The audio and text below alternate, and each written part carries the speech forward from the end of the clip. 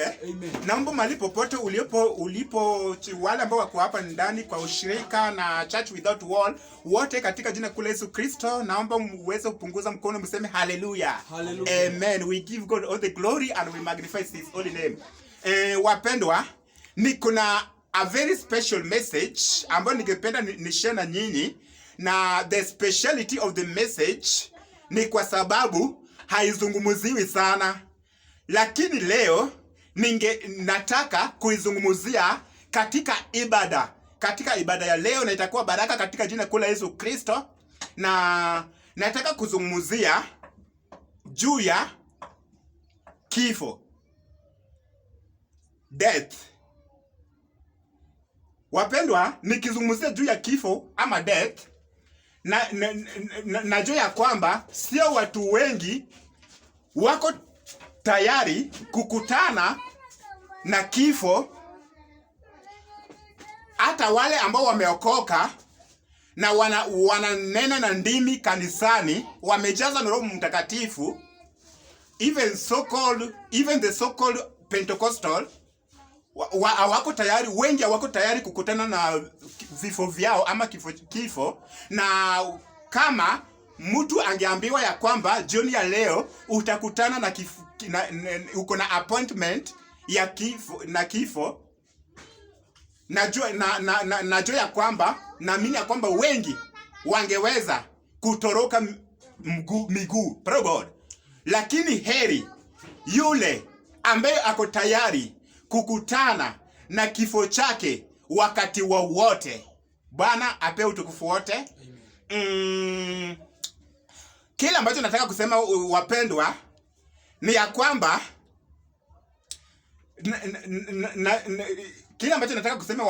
kwamba kifo katika Biblia, kuna watu wengi ambao walizungumzia kwa wazi sana.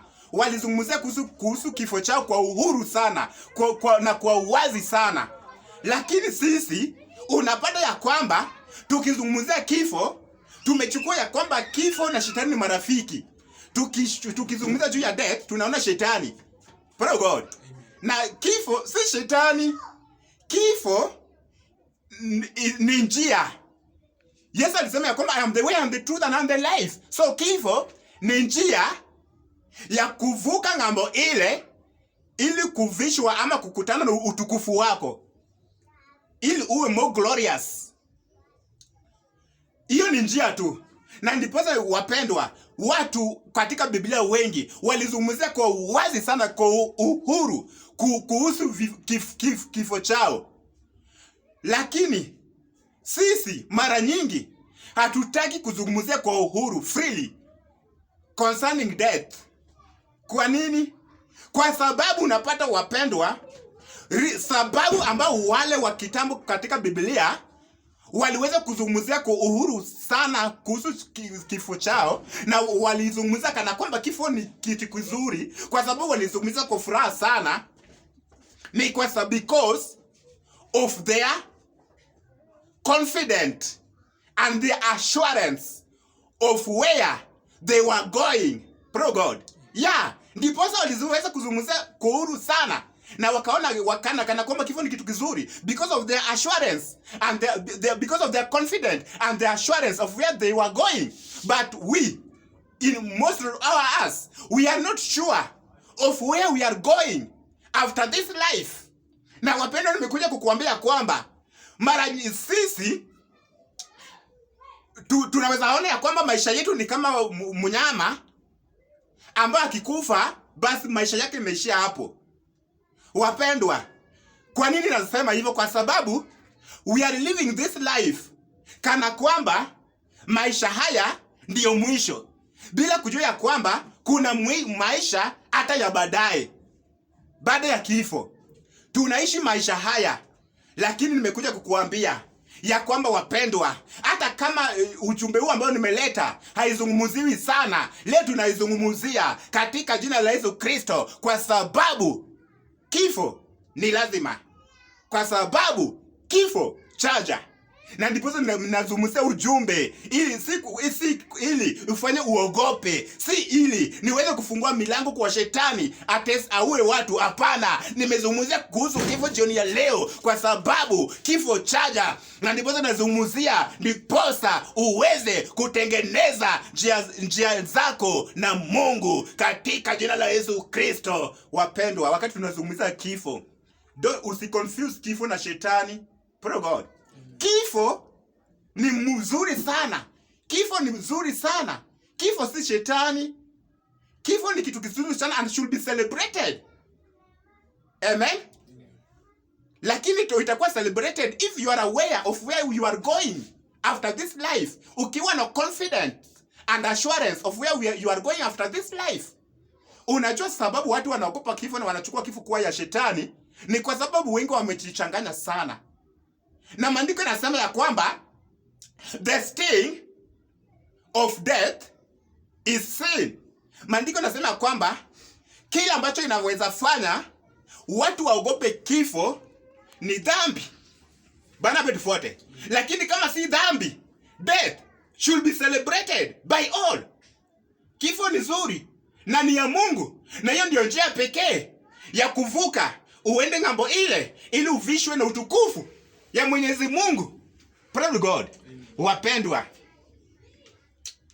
ninazungumzia kuhusu ujumbe kwa sababu maandiko yanasema katika kitabu cha Ecclesiastes chapter 7 verse 2, maandiko yanasema ya kwamba death is the destiny of all men. Praise God. Even ndio maandiko yanasema ya kwamba death is the destiny of all men. Upende usipende, death is the destiny of all men. Na nipoza maandiko yanasema katika kitabu cha Hebrew chapter 9 verse 27 ya kwamba it is appointed for men to die once, after death judgment. Praise God.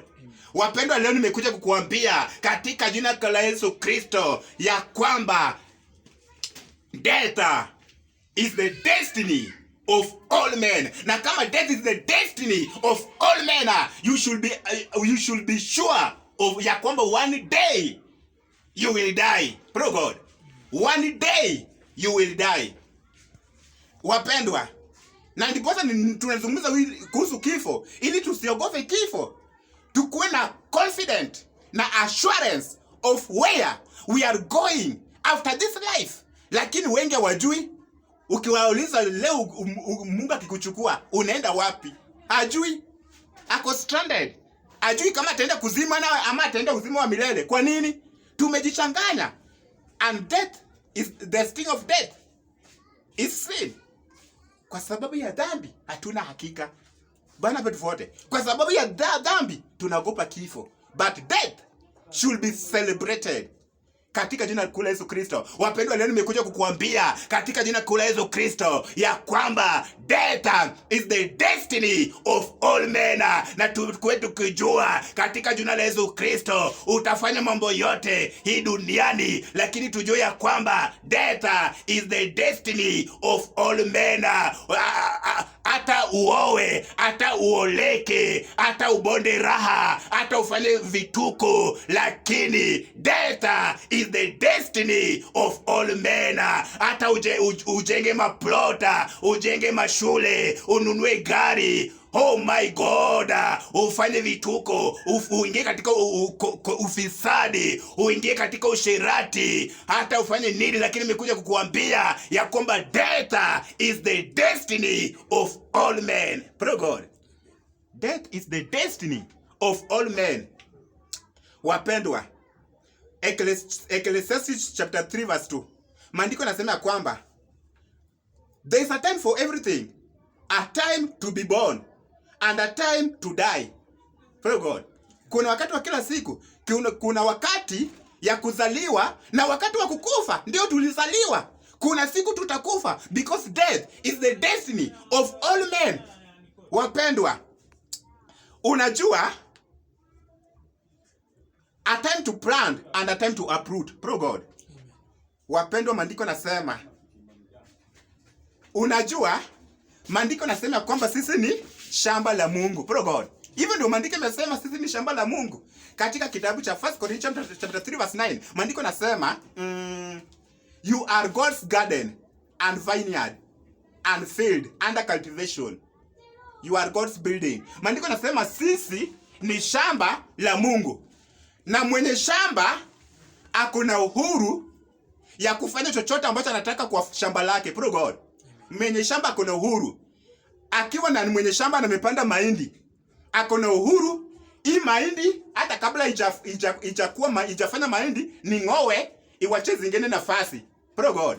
Na grow. Mwenye shamba kuna uhuru ya kwamba shamba yangu hii mahindi zingine ni ngowe hata kama ijakomaa. Niende ni boil. Na zingine niwache kwa shamba hadi kauke. Nitatengeneza ugali. Ni mwenye shamba akona uhuru ya kufanya chochote ambacho anataka na shamba lake. Na Mungu anasema ya kwamba sisi ni shamba la Mungu. Na sisi kama shamba la Mungu, Mungu akona uhuru ya kutuondoa wakati wowote ambao anataka. Praise God. Yeah. Na ndiposa we should be aware of death. Ndiposa tuweze kujiandaa. Bana betufuate. Nitaenda kwa haraka sana katika jina kula Yesu Kristo.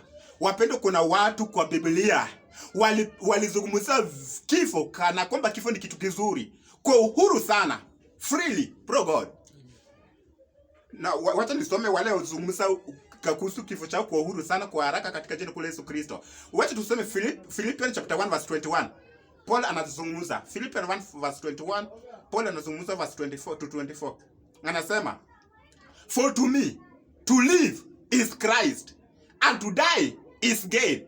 Hivyo ndio Paul anasema, kwa mimi nikiishi basi hiyo ni Yesu, lakini hata nikikufa pia hiyo ni faida. Sasa wapendwa, if to live is Christ and to die is gain, basi uchague gani? Uchague gani? Praise God. Anaendelea anasema, if I am to go on living in the body, this will mean fruitful labor for me. Yet what shall I choose? I do not know. Sijui nichague gani. Paul anasema, sijui nichague nikufe niende nikae na Kristo Yesu, ama niishi nizidi kuwajenga. Praise God. Anasema kwa haya mbili kuishi na kukufa, sijui nichague gani. Hakujua vile wewe unang'ang'anianga kwa mambo mawili. Yote ni nzuri. Nichague gani niache gani? Praise God. Paulo alikuwa katika hiyo hali. Hakujua chague gani kati ya kukufa na kuishi. Yote ilikuwa faida kwake. Na yote ilikuwa nzuri as 50%. Na Paul akizungumza, Paul alipenda kifo sana kuliko kuishi. Lakini kwa ajili yako na mimi, Paul aliona heri aishi tu, akakujenge. Lakini alipenda kifo. Praise God. Yeah, alifurahia kifo. Alizungumza kifo kana kwamba ni kitu kizuri. Nilimwambia praise God. Amen. Maana betufuate. Amen. Anasema I am torn between the two. I desire to depart. Anatamana akufe and be with Christ, which is better by far. Which is better by far. Anasema hiyo kukufa ni nzuri hata kuliko kuishi. Wapendwa. But it is more necessary for you that I remain in the body. Lakini kwa ajili ya nyinyi ili niendelee kuishi, ndiposa niweze nikawajenga. Amen. Death. Wapendwa. Let me read 2 Timothy chapter 4 verse 6. The Bible says, for I am already being, praise God. Amen. Wapendwa, the will of God for death is that it is an appointment. Tunaelewana? The will of God for death. That is the will of God. His perfect will for death. That it is an appointment. Mungu angependa. Na hivyo ndio Mungu aliweka. Ya kwamba wakati mtu anakufa, aweze kumwambia mtu ya kwamba put your house in order because you are just about to be taken home. That is the will of God. Aweze kumwambia kila mtu put your house in order. Uko karibu kuacha hii mwili, kuondoka. Put your house in order. That is the will of God. It is an appointment. Wapendwa, lakini wakati tunaishi katika dhambi, tutapata appointment na Mungu aje akuambie put your house in order. Amen. Na hata hiyo kazi ambayo Mungu alikuweka hapa kusudi hujafanya, utakufa empty. Utaenda wapi na hujafanya makusudi ya Bwana? Paul anazungumza katika 2 Timothy chapter 4 verse 6. Ya kwamba For I am already being poured out like a drink offering, and the time has come for my departure. Alikuwa anasema ya kama for the time has come for my departure. I have fought the good fight. Anasema yeye amepigana vita mzuri. Inamaanisha alifanya makusudi ya Bwana akiwa hapa duniani. I have fought the good fight. I have finished the race. I have kept the faith. Anasema, lakini anasema ya kwamba my departure is ready. Inamaanisha alijua kifo yake iko tayari na akajiandaa sawa sawa. Lakini alikufa baada ya kutimiza makusudi ya Bwana. Anasema finish the race. I fought the good fight. Alimaliza makusudi ya Bwana, wapendwa. Wacha tuangalie yule ambaye alizungumza wazi kuhusu kifo chake. Alikuwa ni Petro. Petro alizungumza wazi kwa furaha kuhusu kifo chake. Alisema 2 Peter chapter 1 verse 13. Peter anasema, I think it is right to refresh your memory as long as I live in the tent of this body. As long as I live where? In the tent of this body. I want to tell you that your body is not you. Don't confuse. Wewe ni kiumbe roho unaoishi katika mwili. You are a spirit man living in a physical body. Wewe sio wewe. Hiyo ni hekalu ambayo umepewa. Amen. Nyumba yako si wewe. Nyumba yako si wewe. Your body. This is just your body. Sio wewe. Wewe ni kiumbe roho. Wapendwa, huanga tuna confuse. Katika jina kwa Yesu anasema, I think it is right to refresh your memory as long as I live in the tent of this body, because I know that I will soon put it aside, as our Lord Jesus Christ has made clear to me. Yesu Kristo alikuwa amemwambia ya kwamba you are soon leaving, unaenda. Aliweza kumwambia sasa, akawaambia sasa nataka kuwa refresh. Pray God. Hata mimi ningependa sana ya kwamba nipate appointment na kifo. Mungu aniambia kwamba put your house in order because you are just about to be taken home. Na mimi nikuje hapa na nianza kuwa refresh, ni wakuambie, unakumbuka ujumbe ambao nilifundisha 1 year ago? Hebu tuangalie, ninawakumbuka. Pray God. Yeah, kuhusu messages ambazo tulikuwa tunafundisha, kwa sababu nimemaliza kazi. Mtu mwingine ambaye alizungumziwa wazi kuhusu kifo chake na kafurahi hata kifo chake ni Simeon. Ukisoma Luke chapter 2 verse 25, maandiko nasema, now there was a man in Jerusalem called Simeon who was righteous and devout. He was waiting for the consolation of Israel, and the Holy Spirit was upon him. It has been revealed unto him by the Holy Spirit that he will not die before he had seen the Lord Christ. Moved by the Spirit, he went into the temple court. When the parents brought in the child, Jesus to do for him what the custom of the law required, Simeon took him in his arms and praised God, saying, "Sovereign Lord, as you have promised, you now dismiss your servant in peace. Wacha mtumishi wako apumzike kwa amani." Pray God. Alifurahia kifo chake. Alikuwa ameambia hata kufa hadi aone Mwokozi. Wakati aliona Mwokozi Yesu, alisema sasa naweza kufa kwa imani. Hawakuitishwa na kifo, hawakuogopa kifo, wapendwa. Na kwa nini sisi tunaogopa kifo, wapendwa? Unajua, the sting of death is sin. Wakati tunakaa katika maisha ya dhambi, tumejichanganya, hiyo ndio inafanya tunaogopa kifo. Lakini ukisoma maandiko katika kitabu cha Ezekiel chapter 33 verse 11, Mungu anasema kwamba mimi sifurahi kamwe nikiona mwenye dhambi akikufa. Mimi nafurahia nikiona mwenye dhambi anatubu na anaishi maisha matakatifu, ili akikufa akufe bila dhambi. Bwana betufuate ya kwamba unaona mtu ameiba na anakufa, Mungu hafurahi. Pray God. Bwana, nimekuja kukuambia katika jina la Yesu Kristo, in the name of Jesus, ya kwamba death is the destiny of all men. Hata uoe, hata uoleke, hata ukule ubonde raha, kuna siku utakufa, because death is the destiny of all men. Nimekuja kukuambia wapendwa, ya kwamba kifo chaja, tengeneza uhusiano wako na Mungu katika jina la Yesu Kristo, ili wakati kifo yake yetu inakuja tuweze kupata uzuri na furaha nyingi tele katika jina la Yesu Kristo. Oh my God, nimekuambia ya kwamba Kifo naye haibishi odi, haigongi odi. Unaweza kufa even when you are at the peak of life. Wakati umejenga gorofa, wakati umemaliza chuo kikuu, hiyo ndio wakati umeajiriwa, umeanza kukula mshahara. Unaweza kufa when you are at the peak of life. Ninajua kuhusu mpendwa ambayo walikuwa katika they were couples ambao walikuwa katika honeymoon. Praise God. Ninajua kuhusu wapendwa ambao ni couples walikuwa katika honeymoon. Na katika honeymoon yao walikuwa wanapanga harusi na sasa wakaenda pwani waweze wakavinjari, watembee tu wakiangalia cities vile inakaa, wakaenda kwa hoteli wa fahari wakakula pale. Baada ya kumaliza wakaenda sasa kwa kuswim. Baada ya kwenda kwa kuswim, katika honeymoon ya kuswim, ikiwa wanaswim pale, wanacheza, wanarushiana maji, bro God. Baada ya kurushiana maji hivyo, basi mwanaume akatoka, sijui alitoka achukua nguo aweza kujipanguzia, maji ilikuwa imeenda kwa uso wake, ajipanguze ndipo arudi kuswim, bro God. Na wakati alirudi pale akaona pofu inatoka. Kuangalia yule ambaye alikuwa anacheza nayo couple ambao alikuwa wanaandaa kufanya harusi kwa honeymoon yao, akazama, akafa. Pro God. Manake kifo haibishi odi katika jina kula Yesu Kristo. Na niposa in the name of Jesus. Simama tu kwa mguu.